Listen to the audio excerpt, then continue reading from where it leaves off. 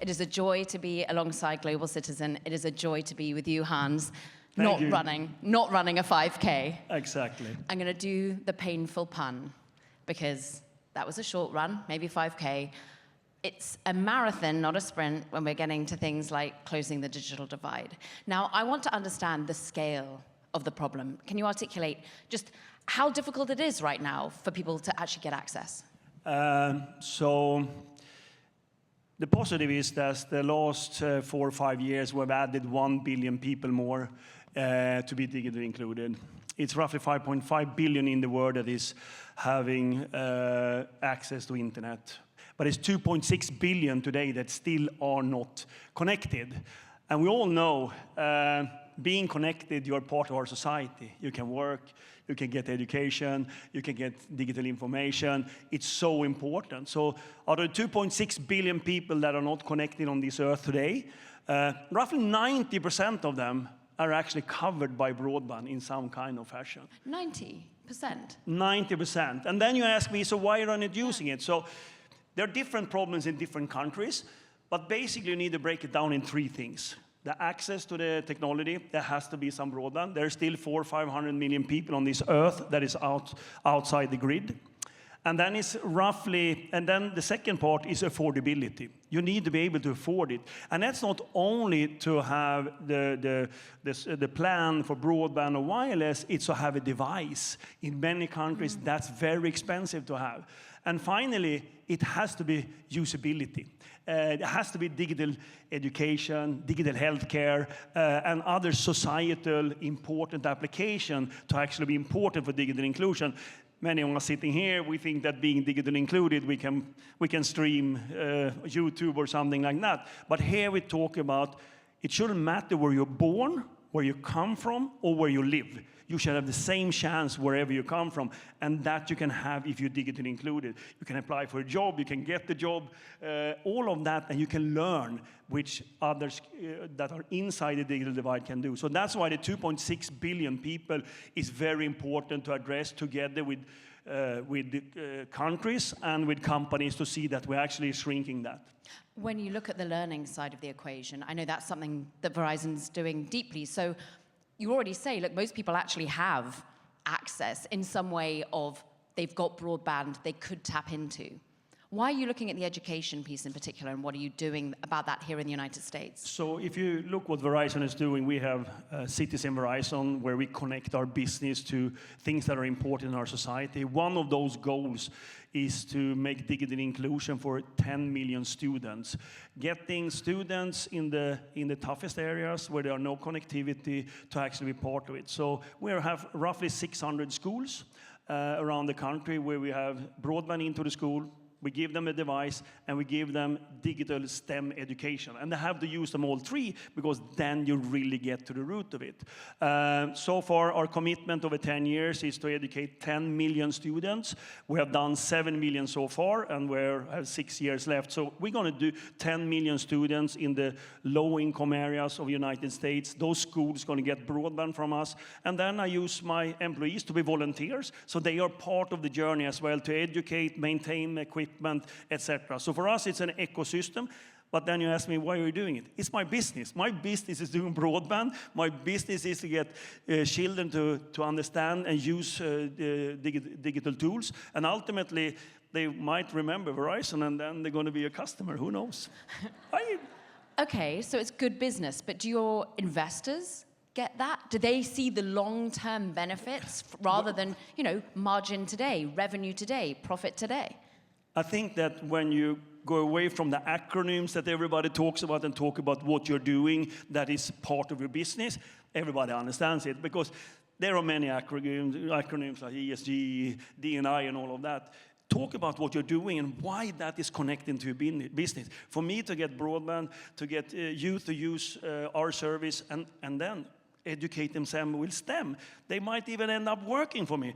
And we have been on to this Verizon Innovative Learning for more than 10 years, and we keep all the school, we continue with them, and many of the children that started with us in the first and the second grade, they are now actually have graduated, and they are out in the work life, and they will always remember how they get their part of being digitally included. So for us, this is an ecosystem that is so important for us, for our business, for being even more prosperous. Can I just take a step back? And for a moment, as two Europeans who've come to the US, How can you hear? Why are we here?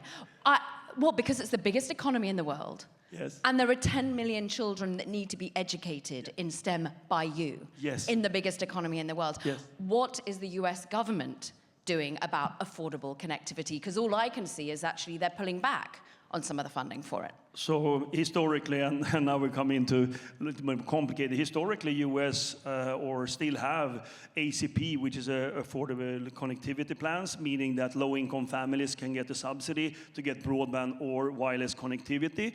Now there's a discussion in the Congress if they're going to vote about it again.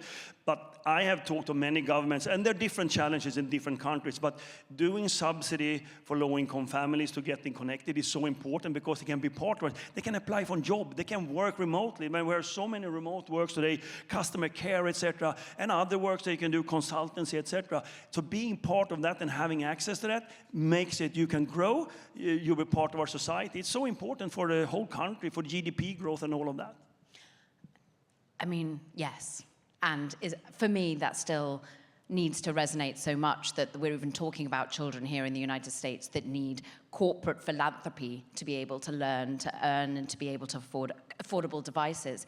Where have you seen the most tangible benefits? You've talked about how you're getting out there 10 million children. How already has some of the impact that you've thought about the digital divide already come to bear for productivity even here in the US? I think here in the US, I think in the whole world, we saw coming out from COVID, I think that nobody could say that being connected is not important. Yeah. You couldn't do your work, you couldn't get information, you needed to be connected. And that is not in the US, it's all around the world. We saw countries like India flourishing to setting the digital divide very high up to see that they're connecting. They got the COVID subsidies to families through mobile phones. Things we never thought could happen, but that triggered the whole world to think differently. And I usually say that the 21st century's infrastructure, that's mobility, broadband, and cloud, because then you can bring down the cost and you can reach any person on this earth that want to be part of our society. Why is it your calling? Have you ever, since you've been in the world of telecoms, thought this is just something that is impossible to ignore? Or has it become worse and worse the more we've become seeing education necessary through technology, healthcare necessary through technology? I think it started probably some 15, 20 years ago. I worked with the MDGs for the younger generation. That was the Millennium Development Goals. That was before the SDGs. And I went to Africa many times, and I connected villages. And I remember vividly when I went to Ethiopia, for example, and we turned on internet in the community. How positive, how happy they were, and how thankful we are now part of a society. We can now get information as what else. It started there. Then I have been my long life mission to see that whatever I can do from the platform I have and from the company I'm running, still with the technology and still with the business and strategy we have, I'm going to do everything to see that I can close the digital divide. Let's talk about not just the digital divide here in the US. But there's a digital divide globally, and that's something that you in particular have tried to harness, tried to focus on, tried to reduce, and you've got an eye on 1 billion people. Can you talk us through it?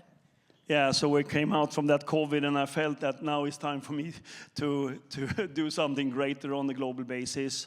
I decided together with World Economic Forum to set up a program over 5 years to see that we connect 1 billion people more. That started in the beginning of 21, and what it's all about is that not only getting broadband, as I said, it was about broadband, but it was either to be digital education, healthcare, or financially included digitally.